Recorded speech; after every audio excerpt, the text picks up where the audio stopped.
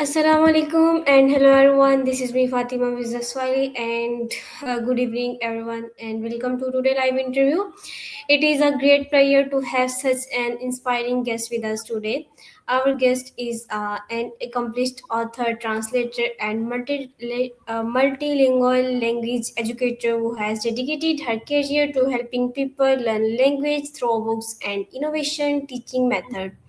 She has written education books in Arabic, English, French, and Spanish, inspiring learners for all ages around the world. So, please joining me in giving a warm welcome to Ms. Thouria Benferhat. So, thank you so much for accepting our invitation, and we are truly honored to have you with us today. Let's begin our conversation without wasting any time. Hello, Thouria. Hi, How are you? I'm doing well. Thank you for having me with you. Okay, thank you so much for giving your precious time. And now we start. Firstly, please introduce yourself with our audience and tell us about your journey. So, my name is Thouria Benferhat. Thouria is an Arabic name. I am married. We have three children. They are 31. My daughter is turning 31 today. It's her birthday. And then we have a 39-year-old and a 43-year-old. We also have a granddaughter who is 3 years old, 3.5 years old. And so that's about my family. I'm a polyglot language teacher, writer, and translator. You have to know more than one language to translate anyway, right? I hold a master's degree in TESOL and bilingual education from Georgetown University. I write books in different languages to help people of all ages study or review or improve foreign languages, because I think I actually believe foreign languages open many doors in our lives. Okay, that's really amazing. So, firstly, happy birthday to your daughter. Thank you. So, You tell her. okay, so and my next question, what inspired you to become an author and language educator? I have many people in my family who are teachers. I was also impressed by my own teachers throughout my education, my schooling. Um, as for writing, I took a writing course at Georgetown University when I was sitting for my master's degree, and the professor said I should write.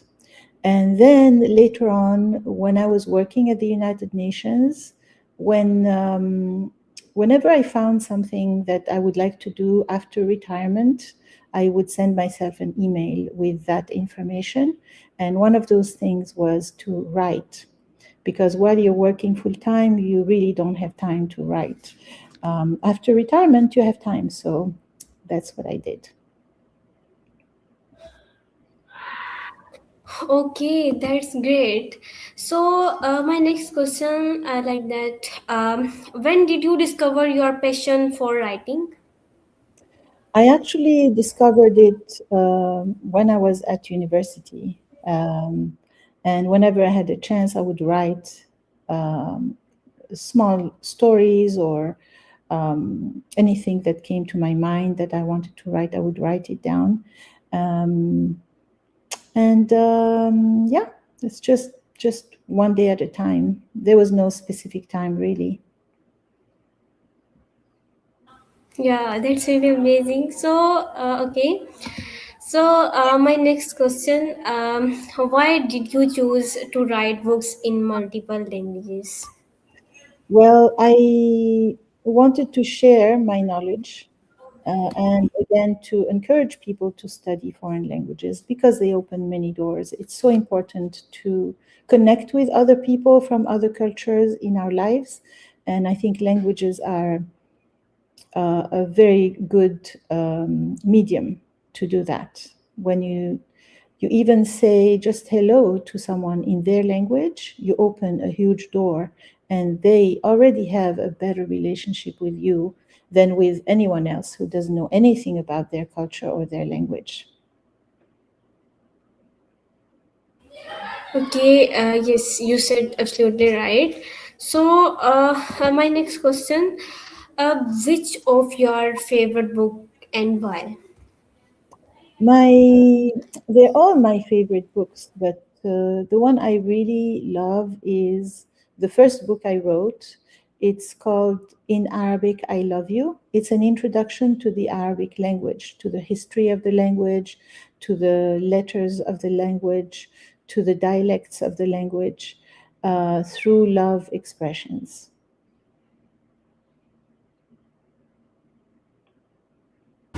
Okay, okay. So, my next question: what challenges did you face while writing and publish your book?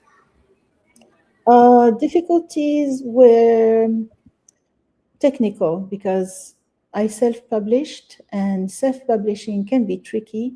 It takes a lot of learning. So I had to learn a lot about self publishing. I had to watch a lot of videos. I had to try and err, make mistakes and learn from my mistakes. My son helped me a lot because he's very techy. He's a lawyer, but he's also very techy. So he helped me a lot. So it was a learning process, but I'm very happy that I was able to learn and do it. Yes, absolutely right. So, why? How do you stay motivated during your difficult times? I think to stay motivated, you have to put things on your calendar. Um, if you don't put something on your calendar, it's very easy to get busy with other things and not do what you're supposed to do. And life, keeps us busy and things happen in life. In fact, I was planning to publish much more, but life took me aside and astray. And I'm trying to get myself back into the groove because I got busy with other things. It's important to be organized. I have to reorganize myself right now.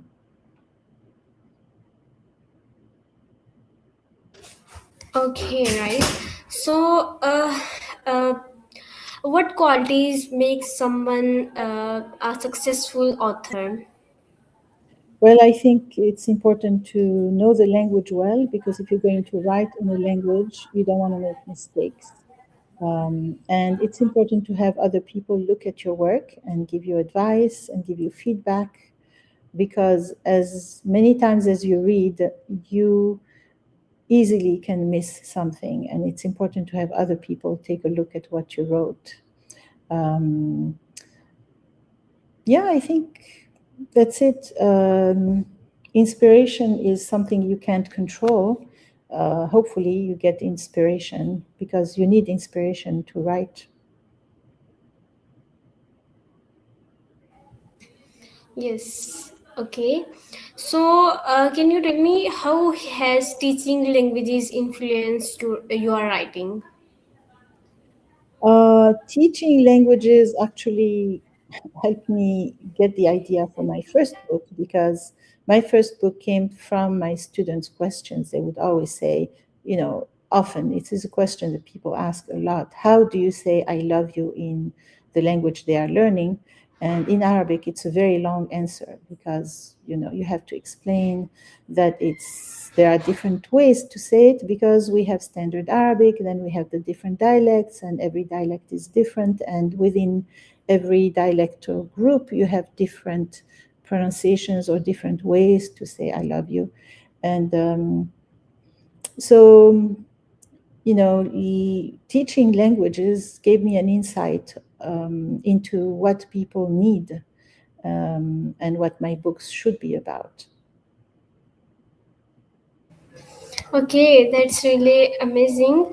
So, my next question: what advice would you give to people who want to learn a new languages? So when you learn a new language, the best way to learn is to go and live in the country where the language is spoken. But that's not always possible. So the next best thing is to create an environment which is similar to that of the country where people speak the language, which means that you have to give yourself a chance to be surrounded by this language, to be immersed in this language as much as possible. The first thing you need to do is make sure your phone is in that language. So if you're learning Italian, make sure to switch to Italian on your phone. You'll be surprised how much you learn just from all the terms you need to know to use your phone. The other thing is you should listen to the news or watch the news in the language you are learning, because you already know what's in the news, you know what happened. So, watching the news, you will understand much more than you think, or reading them. Watch movies with subtitles in the beginning, and then get rid of the subtitles as you learn more and more. These are basically the most important things to do if you want to learn a language. And also make sure to try to find ways to communicate with people who speak the language. When I was learning languages, when as a child or as a teenager, we didn't have apps and we didn't have social media, so we relied on listening to tapes, listening and repeating. Now we have so many opportunities. So make sure to take that opportunity to speak to people, real people who speak this language natively or speak it very well. Yes, you said absolutely right. So now we will move on next question. So can you tell me how important is reading in today's digital world? Is how important is reading in what? I didn't hear the last part. And today's digital world. In today's world, today's I said how important is reading in today's digital world? digital world. Oh, yes. Um, I think reading is very important. However, I think it's okay to take advantage of the technology. And I myself prefer to watch a video to learn something rather than read about how to do it. I find it much easier and it saves me a lot of time. Also, when I read, I fall asleep. So if I have to read a book from my book club, I usually listen to the book while I walk, while I'm walking for exercise. So I try to walk 2 hours a day. So while I'm walking, I listen to the book. I think there's nothing wrong with that. Okay, so my next question, what role does culture play in language learning? So, language learning, when we're learning a language, we're not just learning the words or the sentences or the grammar. We are learning the language because we want to get to know the people who speak this language. And language is culture. When you're learning a language, you're learning about the way people think, because the way you speak has a lot to do with the way you think. And when you're learning a language, why not at the same time learn about the culture of the people who speak this language? That will make you much more knowledgeable. You will be able to understand a lot about the language if you know more about the culture.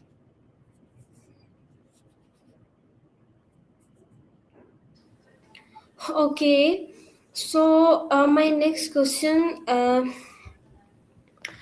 like, how do you balance your work as an author, as a translator, and teacher?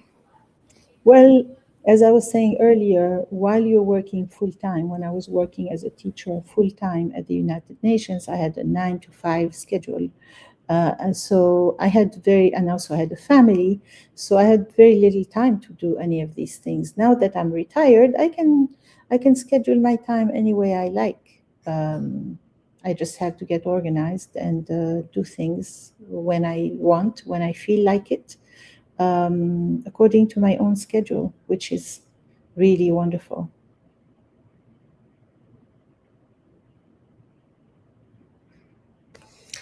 Okay, that's really amazing. So, my next question, like, uh, what is the biggest lesson your career has taught you? What is the biggest lesson I can what? Sorry, I didn't hear the last part. What is your biggest lesson your career has taught you? Oh, my career has taught me. Um, I think the biggest lesson is to sleep on it. When you have to make a decision, don't take a decision quickly. Take time to think about what you are going to decide and wait. Give yourself time. And it's a good idea to wait at least until the next day because when you sleep, things get organized in your brain somehow. And you understand things better and you see things more clearly when you give yourself some distance. Okay, so my next question, how do you see artificial intelligence changing education and language learning? There is a lot of fear of artificial intelligence because in the language learning, for example, or in any learning situation, students tend to cheat and use AI. I think there's no need to be afraid of this. I think educators just have to get reorganized and find different ways to check on their students' work. I think it's fine to use AI. AI makes mistakes still, so as educators, we can tell if there are mistakes, and there's a way that we can check whether the student really knows what they have learned or not.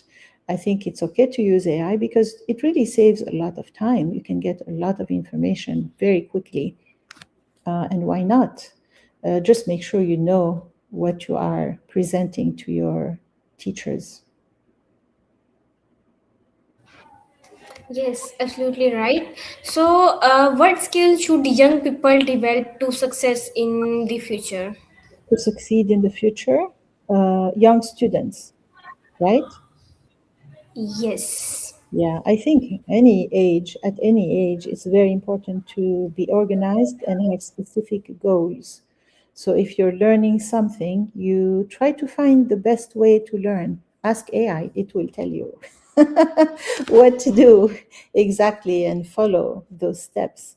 I think you can waste a lot of time if you don't get organized, if you don't follow the right path. And time is money. Time is very important.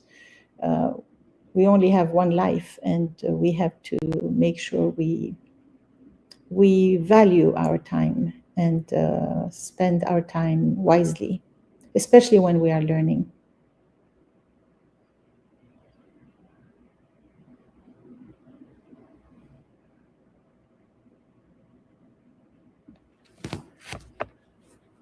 Hello, are you there?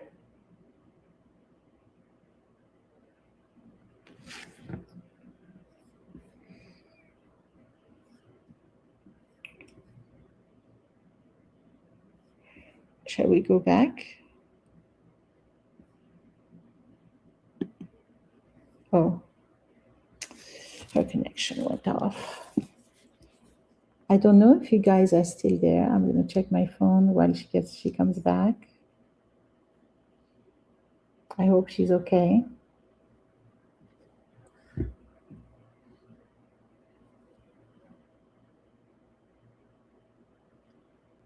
It looks like I may still be live, but I don't see the hostess. I hope everything's all right. Let me check if she sent me a message.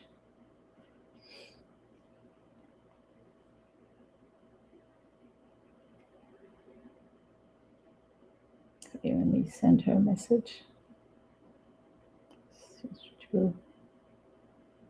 Maybe on WhatsApp is better. Hmm.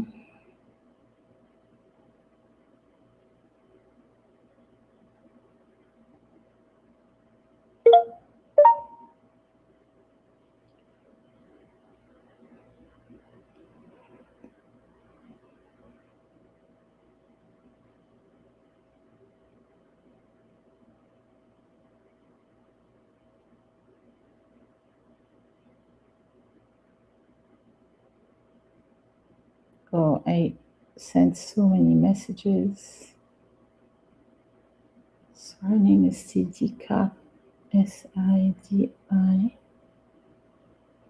I don't see her. Okay, let's email her.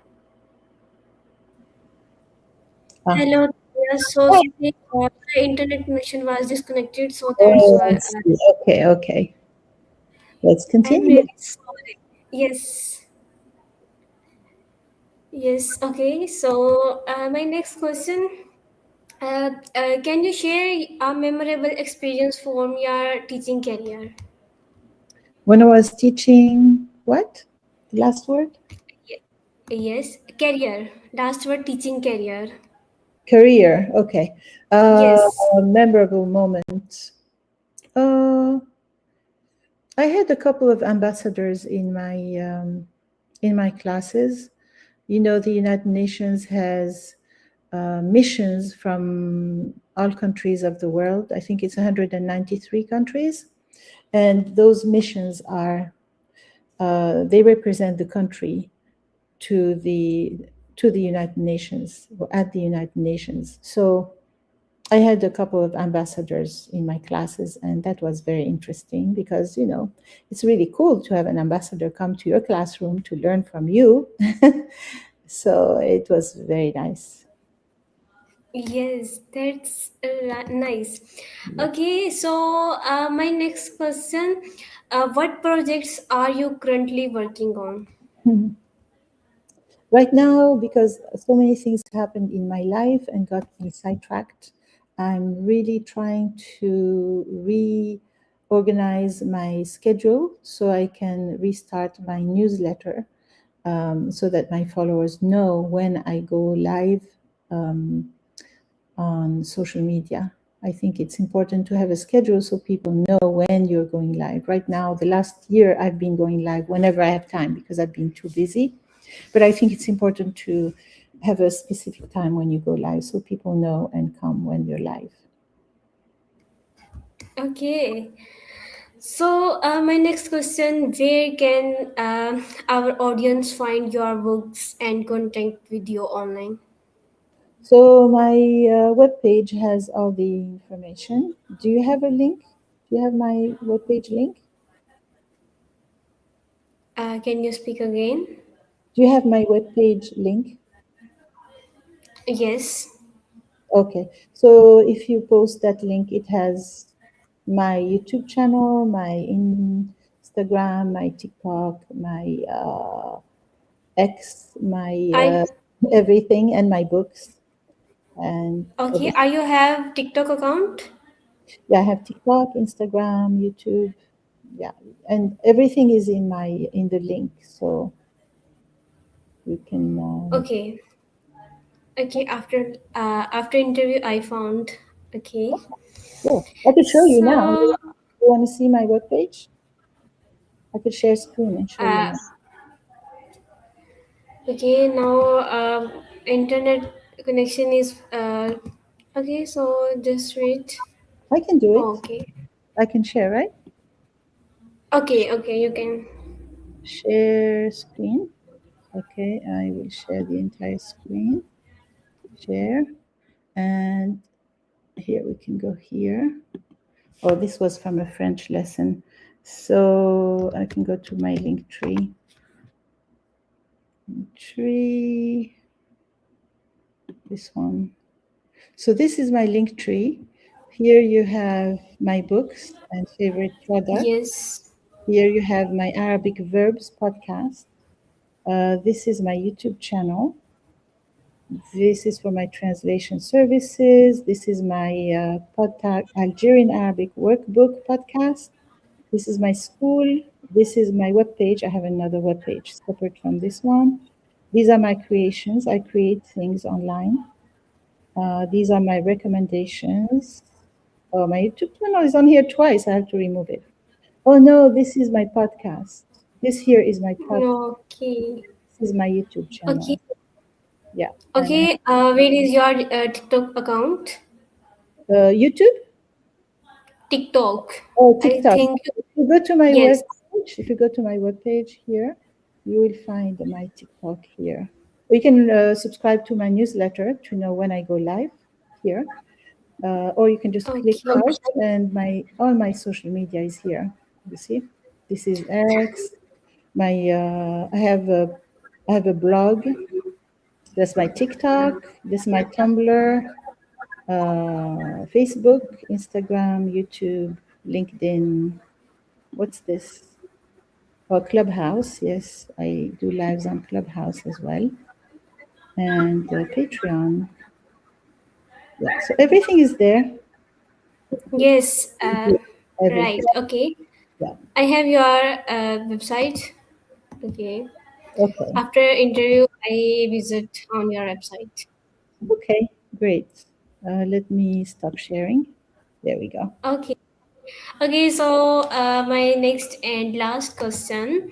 Mhm. Um Finally, what message would you like to leave for student, teacher, and inspiring writers around the world? I think the most important piece of advice is to take care of your body and your mind, because we have only one body in this life, and it's important to take care of it and start young. Don't wait until you get older to try to build good, healthy habits. It's important to exercise to keep the body and the mind uh, clean and clear and strong. Because if we don't have any of those, um, you know, we're not able to do work. So, or to achieve anything really, it's very hard for people who are not well to improve or produce or learn. They have so many things to deal with. It's hard. So take care of yourself, basically, before you can take care of other people. Yes. Okay. So, Miss Thoria, thank you so much for sharing your valuable insights, experience, and inspiring journey with us today. Thank It you. has truly it has truly been an honor to learn from your knowledge and passion for education and language learning. We wish you continued success in all your future projects and hope to see many more wonderful books from you. So, thank you so much once again for joining us, and thank you to everyone who watched this interview. Have you a wonderful day and goodbye. Thank you. Bye bye. Assalamu alaikum. Thank you. Walaikum assalam.